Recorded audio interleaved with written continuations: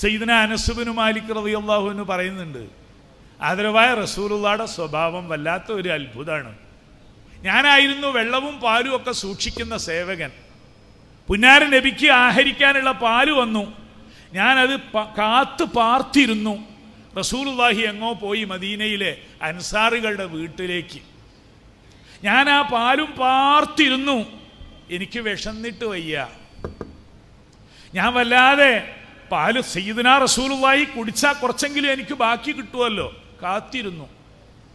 സുബഹിയോളം ഉറക്കമൊഴിച്ച് കാത്തിരുന്നു. സയ്യിദുനാ അനസ് ബിൻ മാലിക് റളിയല്ലാഹു അൻഹു അദ്ദേഹം പറയാണ്, ഇനി റസൂലുള്ളാഹി വരൂല്ലായിരിക്കും. അൻസാറുകളുടെ സ്നേഹഭവനങ്ങളിലേക്ക് പര്യടനത്തിന് പോയതാ, എന്തെങ്കിലും അവിടെ നിന്നൊക്കെ കഴിച്ചിരിക്കും. എന്നാൽ പുലർച്ചയ്ക്കാണ് അവിടുന്ന് വരുന്നത്. സയ്യിദുനാ അനസ് പറയുന്നു, കൂട്ടുകാരെന്നോട് ഓടി വന്ന് പറഞ്ഞു, എവിടെ റസൂലുള്ളാഹിക്കുള്ള വെള്ളം, റസൂലുള്ളാഹിക്കുള്ള പാല്? അവിടുന്ന് ഒന്നും കഴിച്ചിട്ടില്ല.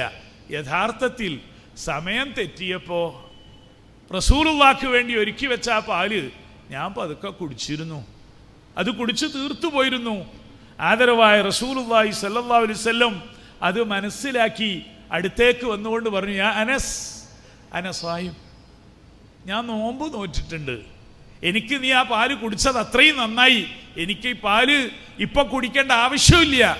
ഞാൻ നോമ്പുകാരനാണെന്ന് പറഞ്ഞുകൊണ്ട് തൻ്റെ പ്രിയപ്പെട്ട ശിഷ്യന്റെ മാനവും മനസ്സും കാത്തുരക്ഷിച്ച സയ്യിദുനാ റസൂലുള്ളാഹി സ്വല്ലല്ലാഹു അലൈഹി വസല്ലം